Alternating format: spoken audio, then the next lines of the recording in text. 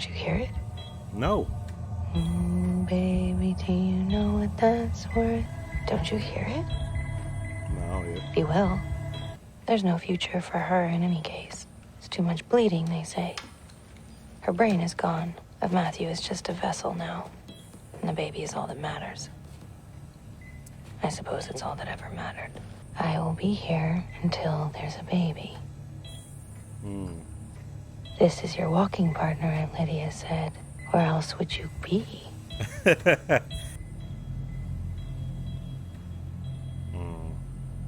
smell of powder and soap.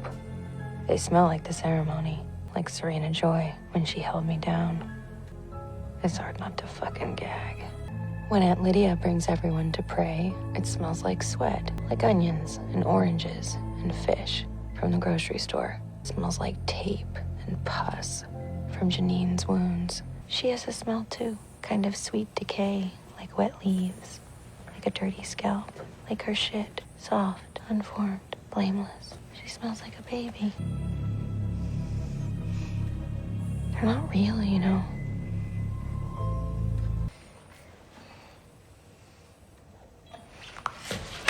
Ooh.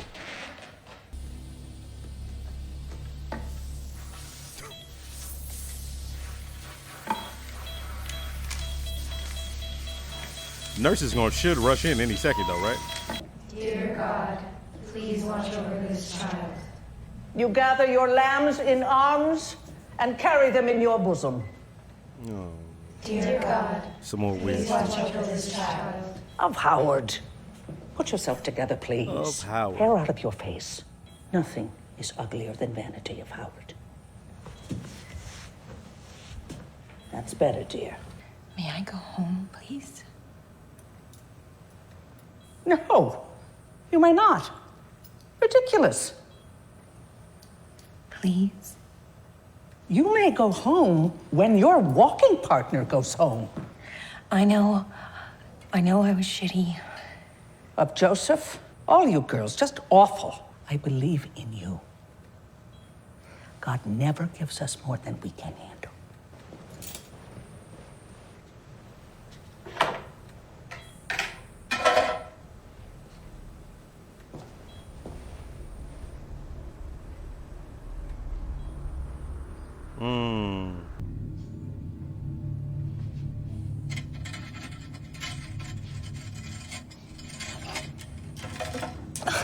I knew that was gonna happen.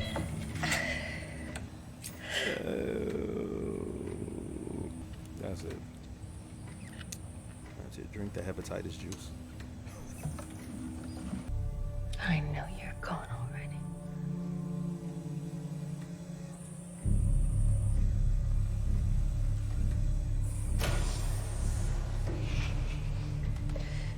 Do you think she can hear me?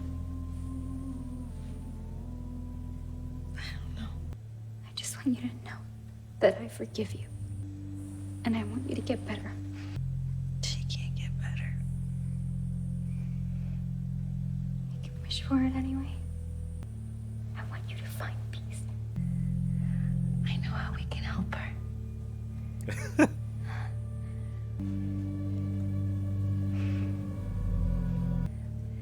Listen to me. We have to end it. So you're going to kill her. She is one of us. Give that to me. I was just about to say, she said okay, but she holding on to that scalpel hard than a motherfucker. When did you get to be so selfish? Everything is always about you now. Your problems. They're not going to come in here, are they? The sick girls. They're not sick. They're here for their menarche exam.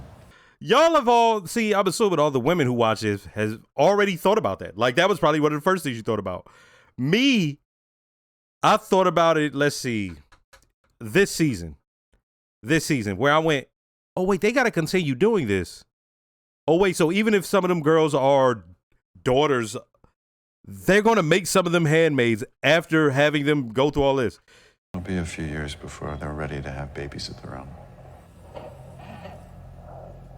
He doesn't mean emotionally ready. Exactly, no. He means they track their pelvic development. She's got prominent veins. Easy to slice, I'd think. His aren't bad either. If I only get one kill, I should start at the top. Make it count. Mrs. Waterford, may I speak to you for a moment? I wish that You don't want to bother with that. she clapped her right here. Fink. I'll catch up with you downstairs.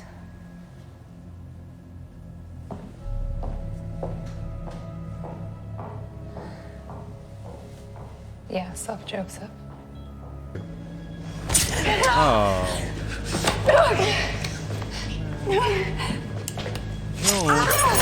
You were supposed to be one of the strong ones.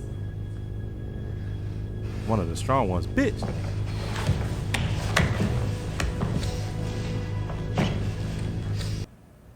You shouldn't bother trying to fix me if you're just going to report me.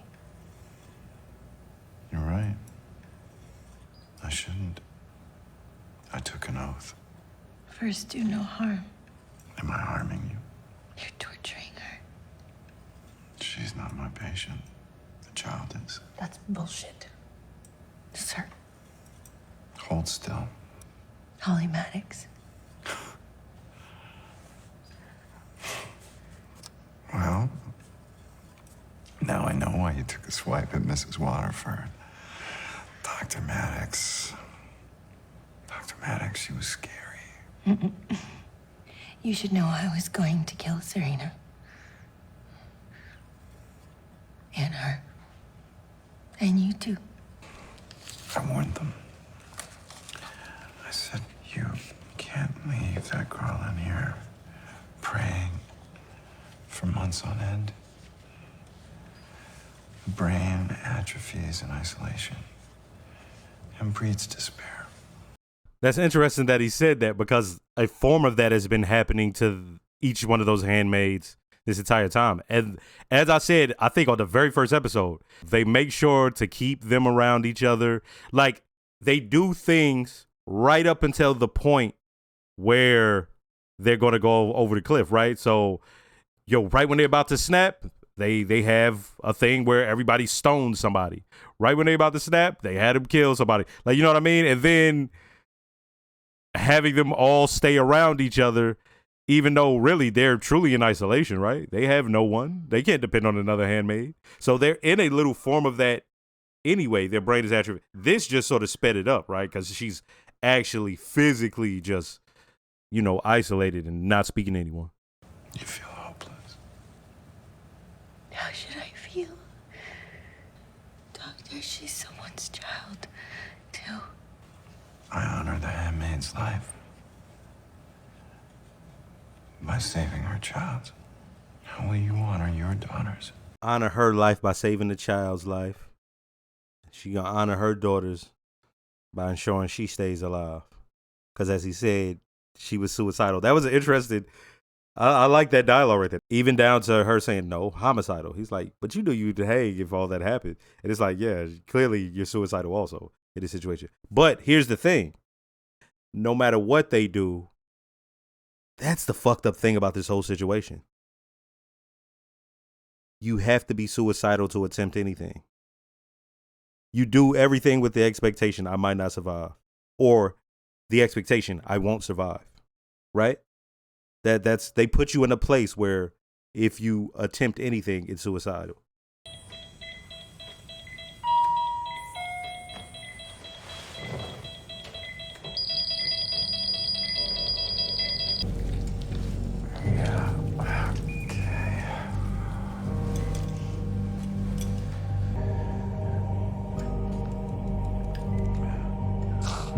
Praise be. I take him. Did you just have a baby? No. I was visiting a friend.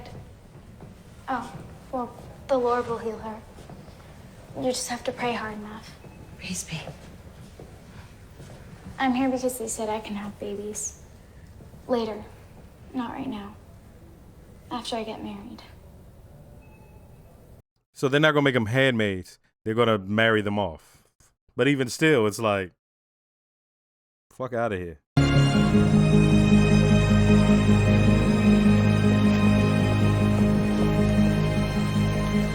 Up, Joseph.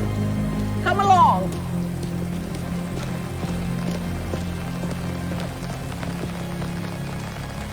She's still alive. Not for much longer, as I understand. God will call her home soon enough. It's been quite an ordeal. And Lydia. I need to stay with her. If I may. That would be very kind of you. Aunt Lydia, don't act like you put in on Go in this. grace of Joseph. You was trying to fuck her up. Her knees ain't never gonna be the same again. I'll try. I brought you something.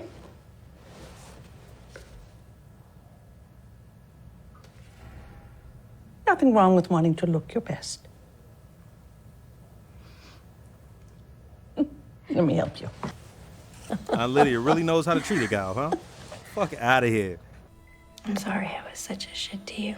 I got lost, I think. They just take everything from you, you know? Yeah, but she helped.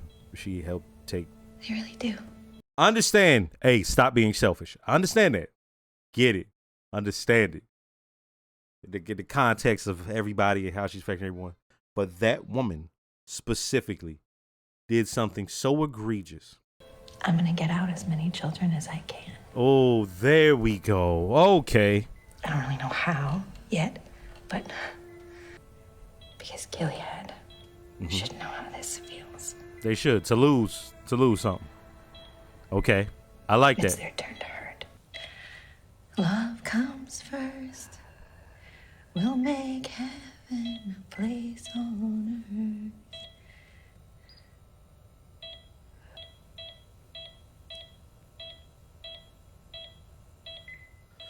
First, let me start by saying don't forget to like, comment, and subscribe. If you are subscribed, make sure to hit the notification bell. Shout out to all the new viewers. Shout out to all the subscribers. And I have a Patreon with full-length early reactions to things like this. If you'd like to, check it out. Yeah. I understood with Eden, right, what it was going to be. But it's just something about seeing actual children being served up to doctors for them to just check and see if they're ready to have children. It's just something about the fact they were still in pink and they were walking through that hospital. It's some visceral in me like, yo, fuck these motherfuckers, right? The conversation she has with Janice, where she's going through what she's going through. Man, they had been broken her. She had the eye thing. She thinks of Aunt Lydia as an actual, like, auntie. But when she says that she's selfish, that, June is selfish, I'm sitting here like, okay. And I actually appreciate that in the context of that final scene because it's like, yo, we're going to have her. She's caring about everybody. And that's crazy because I'm looking at it going forward. She may save a ton of kids and might not never see her daughter till her daughter grown. You feel me? Like she may be like killing it and still can't save her daughter. For her to understand, hey, this isn't just about you, it's about everybody, cool. But it was just something weird about them doing that over the body of the woman who had done what she did to her.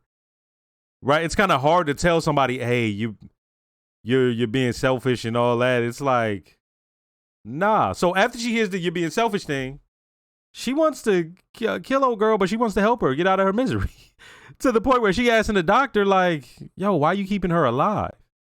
He says, I'm trying to help that child, basically.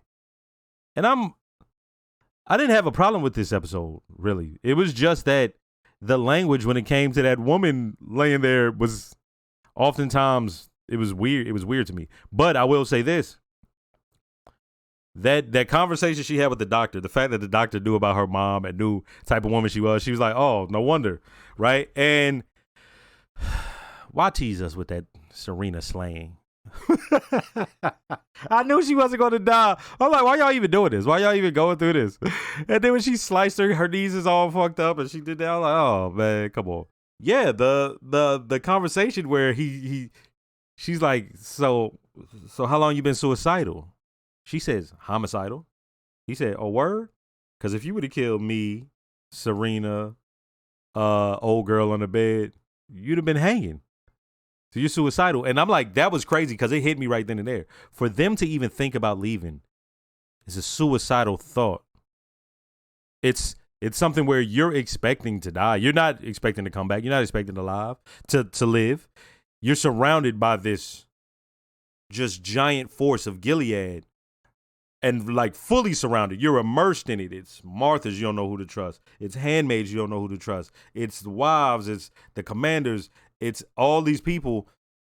And so for him to say that, it's like, damn. And then the other thing he says, I told them not to leave somebody in isolation for that long, the brain will atrophy. And I'm like, and he says, and it'll make you experience despair. That's like high amounts of despair. I'm sitting here like, yo, he just basically explained this show to someone, right? Because the despair they're going through, it's in one place. But as I said, Gilead has gotten good at this. And every once in a while, they let them do shit. They let them talk to each other, even though they know, hey, they might be planning something. But they know if we don't do this, they'll break down.